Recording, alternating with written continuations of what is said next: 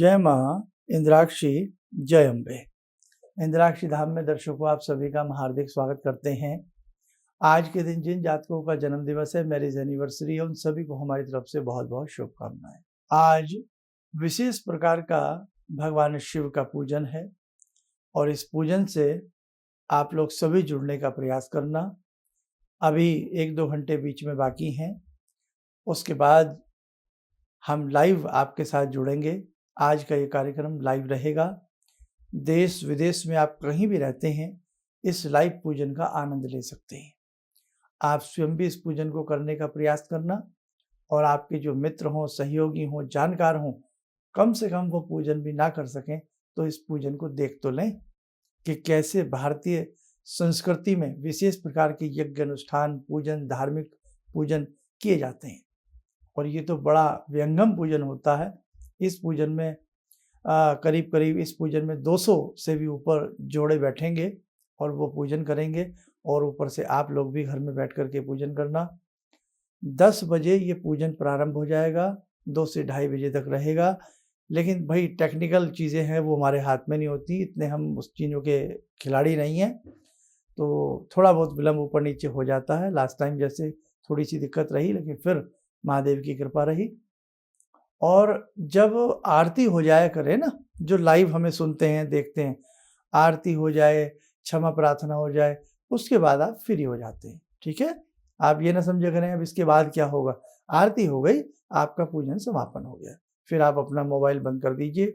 Television के माध्यम से मोबाइल को जोड़ के देख रहे हैं तो बंद कर दीजिए, आप फ्री हो गए। इसमें व्रत रखने की आवश्यकता नहीं है। जो डायबिटिक पेशेंट हों वो थोड़ा सुबह के समय में कुछ ना कुछ ले सकते हैं। ठीक है, बीच में लघु शंका जाना हो, वॉशरूम जाना हो, उठ करके जाएं, हाथ पैर धो करके वॉश करके फिर बैठ जाएं। और जो जयपुर में डायरेक्ट उस पूजन का हिस्सा बन रहे हैं, उन लोगों के लिए भी यही है, बीच में उठना पड़े तो उठ सकते हैं। आपकी पत्नी बैठे उस समय पूजा करती रहे या आप करते रहें। जो भी पूजन की सारी सामग्री है वो 5-6 दिन वाले एपिसोड में देख लें आप हमारी। अभी लास्ट टाइम जो हुआ था, नए जो दर्शक साधक जुड़ना चाहते हैं कि इस पूजन में क्या क्या सामग्री की आवश्यकता पड़ेगी आपको आज के समय में, तो वो हमारा 4-5-6 रोज वाला देख लीजिएगा। थोड़ी बहुत जो सामग्री अब मिल सके उसे आप अपने साथ रखें। नहीं तो भगवान शिव तो केवल बेलपत्र और जल से प्रसन्न हो जाते हैं। आप सभी घर के लोग, जैसा भी आपके पास शिवलिंग है, नर्मदेश्वर हैं, मिट्टी के शिवलिंग हैं, जो भी हैं आपके पास, उन्हें रखें, बेलपत्र उनके ऊपर एक रखें और सभी लोगों को कटोरी में थोड़ा थोड़ा जल दे दें, कोई सुगंधित द्रव्य डाल दें, जल के छींटे देते रहें और जब शिव पूजन चले।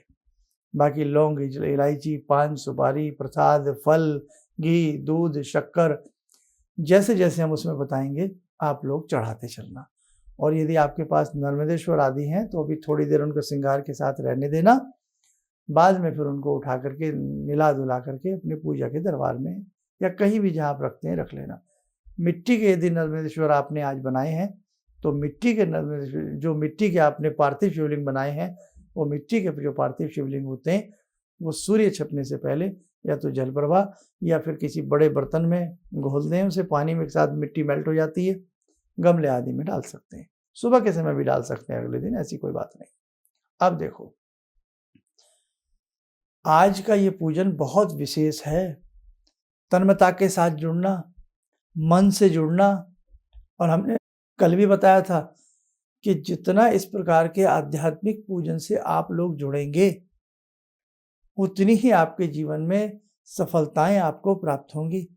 और जब आप ये पूजन किया करें, जो आपकी विशेष संकट भरी बातें हैं, आपकी विशेष कामनाएं हैं, मन ही मन में शिव आप जपते रहें और भगवान से गुहार लगाएं, प्रार्थना लगाएं कि हे बाबा, हे शंभु, आपकी कृपा से हमारा ये कार्य सिद्ध हो जाए। सामूहिक पूजन का बहुत बड़ा प्रभाव पड़ता है, समझे आप? तो जरूर किया करें। और बाकी जितनी भी डिटेल है, कैसे कैसे क्या करना है, वो हम आपको सारा का सारा पूजन के दौरान ही बताते रहेंगे। किसी वजह से लाइट चली जाती है, नेट काम नहीं करता, तो आप अंदाजे से ही जब रुद्री पाठ चले तो सारी सामान धीरे धीरे चढ़ा देना, भगवान शिव को फूल पत्ती आदि करके नमस्कार कर लेना, 2:30 बजे करीब भगवान शिव की आरती कर लेना, और उसके बाद आपका पूजन संपन्न। बस आप समझ लेना कि बाबा जितना मुझसे हुआ इसे स्वीकार करें, बाकी हमारी तरफ से शर्मा जी कर ही रहे हैं। ठीक, ये जब की स्थिति है, अगर कोई ऐसी दिक्कत आती है तो, नहीं तो भगवान की कृपा रही, आप सारा पूजन जैसे जैसे हम निर्देश देंगे, आप निर्देशानुसार वो पूजन सारा का सारा करते ही रहेंगे, है ना। कोई ऐसी दिक्कत वाली बात ही नहीं है। और कल बहुला चौथ है। कल के दिन भगवती गौ माता का पूजन किया जाता है। कल के दिन गाय से मतलब उसके उनके दुग्ध से बना, जैसे खीर है, दूध है, उसका प्रयोग नहीं किया जाता। बहुला चौथ के दिन गाय के दूध के ऊपर गाय के बछड़े का ही अधिकार होता है, समस्त दूध के ऊपर। ये ध्यान रखना। कहीं गाय दिखें उनको नमस्कार करना, प्रणाम करना, गौशाला में सेवा करना, गौ माता को मीठी लोई देना, गुड़ खिलाना, हरा चारा देना कल के दिन अत्यधिक शुभ होता है। और कल के दिन सत्कर्म करना, सच बोलना, सत्य की राह पर रहना, ये भी कल के बहुला चौथ का एक नियम होता है। कहीं ना कहीं व्यक्ति की जबान लड़खड़ा जाती है, वो झूठ बोल ही जाता, लेकिन कल के दिन ध्यान रखें, अपने झूठ के ऊपर अंकुश लगावें, असत्य वचनों के ऊपर सत्य वचनों का आधिपत्य कर लें। कल बहुला चौथ है, कल के दिन गौ माता का पूजन और सत्य व्रत की महिमा मानी गई है। और बाकी तो मैं आपको क्या बताऊं, आप सब हमारे बहुत पुराने खास हैं, अपने घर के लोग हैं, आपको सारी चीज़ें समझ में आती हैं। लेकिन हाँ देखो, अब थोड़ा सा धर्म के प्रचार के लिए आपको आगे आना चाहिए। हम लोग तो हर एपिसोड में ज्योतिष को भूल जाते हैं, हर एपिसोड में हर जगह धर्म की बात आपसे करते हैं अपने धर्म के लिए, है ना। तो आपका क्या फर्ज नहीं बनता। तो आज की पूजा से कोई आपकी माने ना माने, हर व्यक्ति जो आज के पूजन में बैठे या हमें सुन रहा है, वो 10, 20, 50 लोगों को अपने फ़ोन जरूर करे कि भैया 10, सवा 10 बजे से लेकर के 2 बजे के बीच में एक विशेष पूजन होने जा रहा है। भगवान शिव का पूजन है। आप लाइव घर में बैठ के करना चाहें तो जरूर करिए। कुछ भी नहीं है तो केवल जल ही नमः शिवाय थाली में लिख लें, उसी पे आप जल के छींटे मारते रहें तो आपका पूजन मान्य हो जाएगा। नहीं तो आप उस पूजन से वैसे ही जुड़ जाएं और चलते फिरते उठते बैठते पंचाक्षरी मंत्र नमः शिवाय का आप यदि जप कर लेंगे और आरती कर लेंगे लाइव को देख करके, आपका कार्य सिद्ध होंगे। आप जोड़िए, देखो हम आपको जोड़ रहे हैं और आप औरों को जोड़िए। बस कुछ ना कुछ तो आपका फर्ज बनता है अपने धर्म के लिए करने के लिए। बाकी अब 10 बजे से सारी चीज़ें हम आपको बता ही देंगे। भूल चूक के लिए हम लोग क्षमा चाहते हैं। आइए समय चला आज की ध्यान साधना का, जुड़ते हैं महाशंभु भगवान सदाशिव से। ओम आत्मा त्वं गिरिजामति सहचरा प्राणा शरीरं गृहं पूजा ते विषयोपभोग रचना निद्रा समाधिस्थिते संचारा पदयो प्रदक्षिण विदेः श्रोत्राणि सर्वागिरो यद्यात् कर्म करोमि तद्दखिलं शम्भोस्तवाराधनम् चन्द्रोद्भासितशेखरे स्मर हरे गंगाधरे शंकरे सर्पे भूषितकण्ठकर्णविवरे नेत्रोत्तवे स्वानरे दन्ते त्वकृतसुन्दरां वरदरे त्रैलोक्यसारे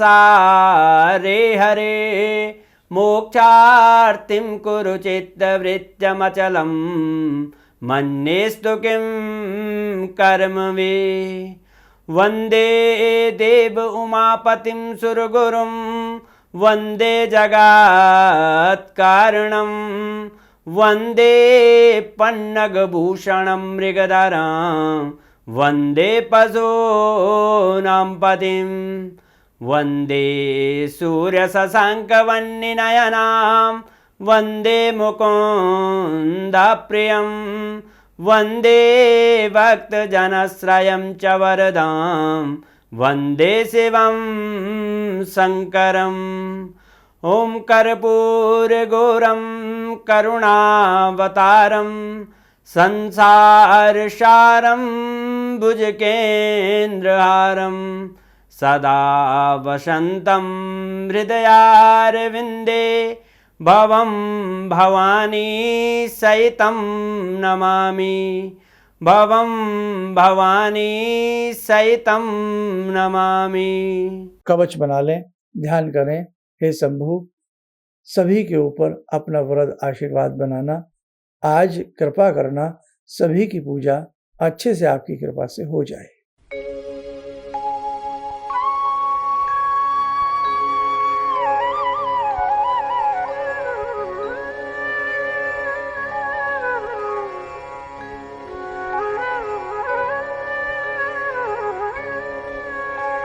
ओम बोलते हुए नेत्र खोलें, सामान्य हो जाए।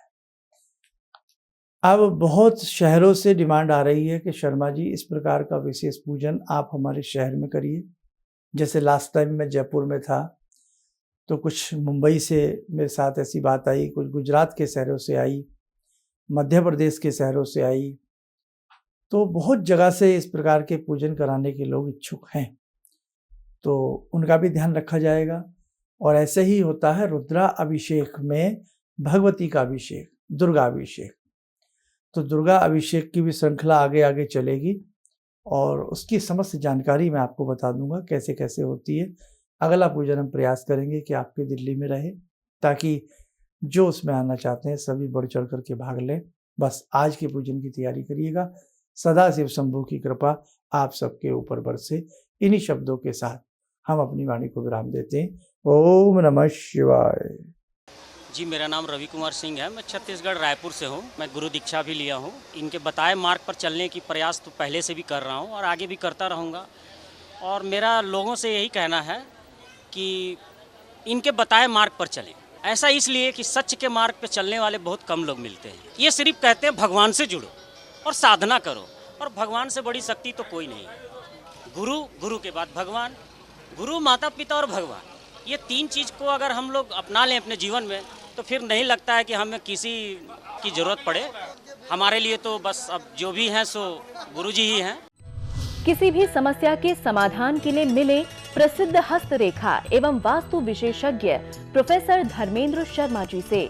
नोट: शिविर में भाग लेने हेतु एवं व्यक्तिगत रूप से मिलने के लिए कॉल करने का समय सुबह 10 बजे से शाम 6 बजे तक। हमारे विभिन्न ज्ञानवर्धक कार्यक्रम देखने के लिए आप हमें अभी सब्सक्राइब करें, बेल आइकन को प्रेस करें ताकि आप देख सकें हमारा कार्यक्रम सबसे पहले। और अधिक जानकारी के लिए फेसबुक पेज को लाइक करना न भूलें।